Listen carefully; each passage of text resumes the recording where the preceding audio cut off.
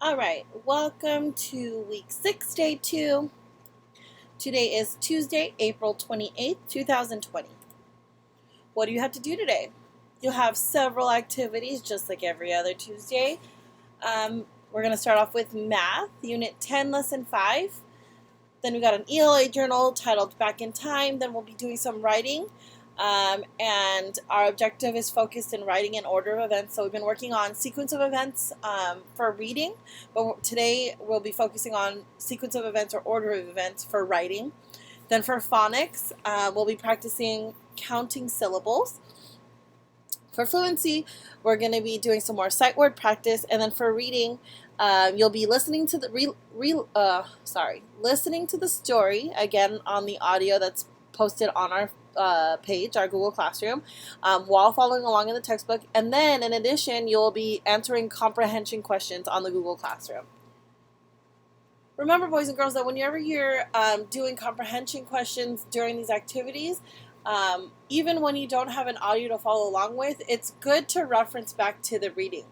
Okay, just as a tip, because I know that some of you guys are getting frustrated or can't understand how to answer these questions.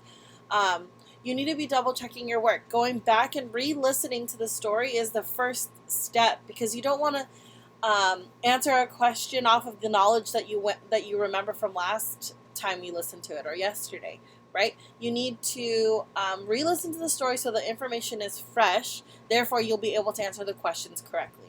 All right, so for math, you'll be doing unit 10, lesson 5. So rectangular arrays, again, same thing as lesson or similar to the lesson yesterday with practicing arrays. For journal entry,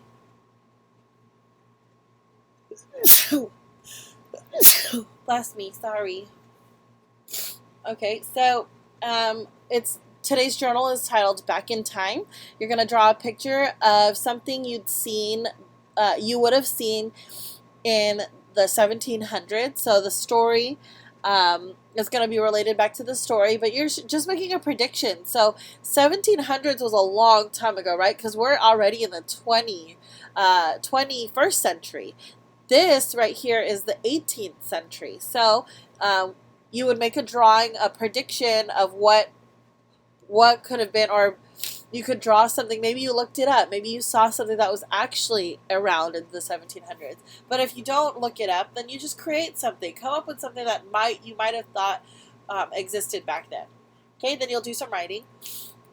Then again, we're talking about the sequence of events or order of events for writing. So you'll be writing to explain how to make a sandwich, how to make hot cocoa, how to make a pizza, and how to make a sundae. Okay. Then for phonics, you're going to be counting syllables. Fluency, you'll be doing some sight word practice.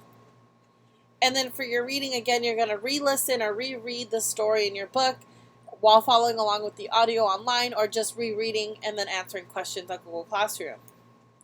And that is all. Get going, guys. I'll see you later.